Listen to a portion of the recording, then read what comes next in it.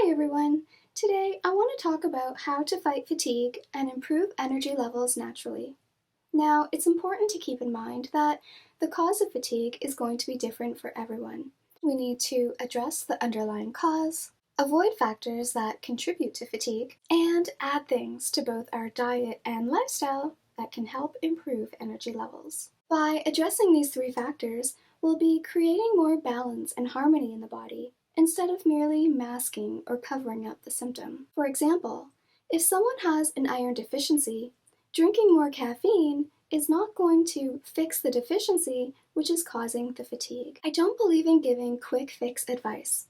I want you to achieve harmony and balance within your body so that you can achieve the best health possible for you as an individual. If you've been diagnosed with chronic fatigue syndrome or a chronic health condition, that kind of fatigue is different than simply feeling tired or sluggish. But these tips can still help bring light to factors that might be contributing or worsening your fatigue. My number one suggestion for anyone experiencing increased levels of fatigue is to first investigate the root cause and consult your doctor. There are many different health-related conditions that can cause fatigue, such as having multiple sclerosis, thyroid imbalances, heart disease, low blood pressure, diabetes, chronic stress, and depression. Even digestive issues can cause fatigue if it's preventing your body from absorbing and utilizing nutrients from your food. If you have a health condition that you're dealing with, please make sure that you're following the recommended treatment plan. But don't be afraid to ask for a second opinion regarding treatment plans or medications, or even looking at holistic options available. People sometimes think that you have to choose either the traditional Western medical approach or the holistic natural approach. Some people experience the best results when combining Western medicine with holistic lifestyle habits. It doesn't need to be one or the other, and it doesn't need to be all or nothing. In my own personal experience battling fatigue, I've been living with multiple sclerosis for almost 20 years, but I've learned how to manage it by figuring out what my body needs in terms of eating habits, managing my stress levels, and not taking on more than I can handle.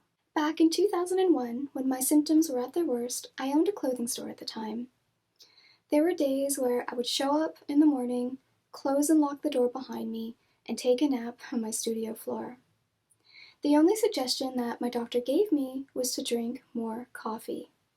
I now know that excess caffeine consumption is only a quick fix solution, which can actually cause us to feel more fatigued in the long run. When we pump our body full of stimulants in the form of excess caffeine from coffee, energy drinks, and sugar, it stresses and taxes the body.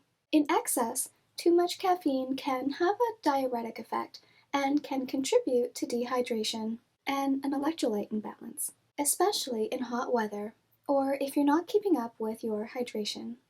Even mild dehydration can make us feel tired and lethargic. For every cup of coffee, try drinking 1 cup of water. You can also stay hydrated by eating foods with a high water content. Other things that are going to contribute to fatigue are nutritional deficiencies, a high sugar diet, a diet made up of processed and refined food, chronic pain, a lack of restorative sleep, dehydration, a lack of exercise, poor circulation, and sometimes a lack of purpose or even boredom. Oftentimes, it's not just one, but several factors in our diet and lifestyle that could be contributing to fatigue. In combination, these factors really add up to be energy stealers. It's also important to acknowledge the mind-body connection, especially if you're dealing with chronic stress, or the chronic stress of living through a pandemic for the past year, or if you've lost your job, or if you're in an abusive relationship, or experiencing overwhelming feelings of hopelessness. Do not underestimate the physiological effects that stress can have on the body. On a few of my social media pages, I posted a little chart of what I call energy givers and energy stealers.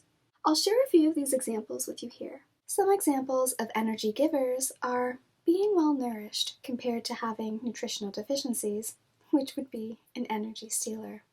Deep restorative sleep, meaning sleep that is uninterrupted, compared to tossing and turning all night with insomnia. Friendships and connection with others compared to loneliness. Movement and exercise compared to stagnation. Knowing your worth compared to not recognizing your value.